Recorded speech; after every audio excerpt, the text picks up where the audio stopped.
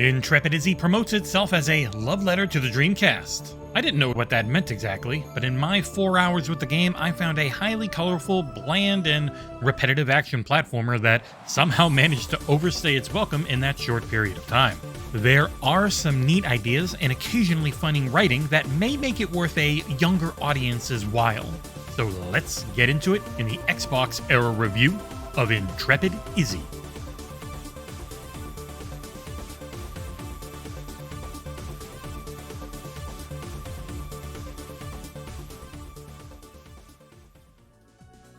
The story setup is as light as it gets. A fuchsia-haired woman lets out a bad genie.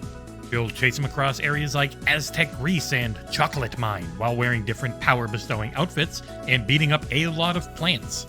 This is Ratalaika's latest, and if you know anything about the publisher, then you'll understand the scope of this title. It isn't large, though the music is far better than it has any right to be.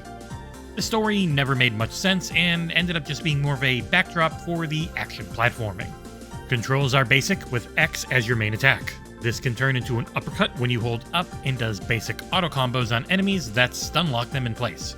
Combat is mediocre, a bit bland, and becomes extremely repetitive. To complement your mindless mashing is a clothing-specific special move on the Y button. To start with, you'll have a Hadouken Fireball. She even yells that out every time you attack. Other abilities are a Wind Hadouken and a Bunt Stomp when you're dressed like a squirrel, and a Stick of Dynamite when you put your miner's outfit on, and more. Each area is large with multiple branching paths, only available to be reached through different costumes. Those costumes are only able to be changed in town. I wish you could have changed things up without having to travel back so often, as it did hurt the pacing of the game, even with the availability of a few teleporting mirrors mixed in throughout each level.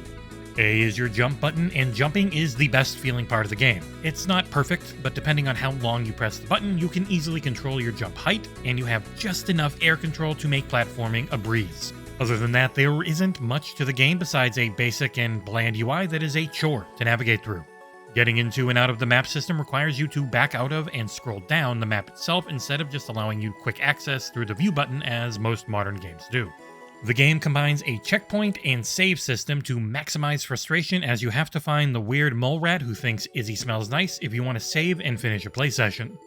Health works on a 3-point system that can be replenished by finding random food throughout the levels. There are also heart pieces to find as well, and every 4 of them can be exchanged for an extra heart for your health pool. The constant mentioning of the Sega Dreamcast in the game's marketing made sense once I found out that they actually made a physical version of this game for the Dreamcast last year. Neat! The game looks fine, with decent animations and a small selection of enemy types. Human characters that look odd, and I wouldn't be shocked if their faces were pulled either from the dev or from Kickstarter backers. There is a town in-game that lets you visit a local arcade and play basic arcade titles, as well as get food or magic recovery items for when you're on a run. I think overall, the game looks pretty nice for the budget, though I did get a weird amount of ghosting on my monitor that I wasn't sure if that was the game or my monitor. The music is Intrepid Izzy's best part, and it's a mix of jaunty tunes unique to each of the main areas. It comes courtesy of Ben Kurotoshiro and is a bright spot in an otherwise mediocre affair.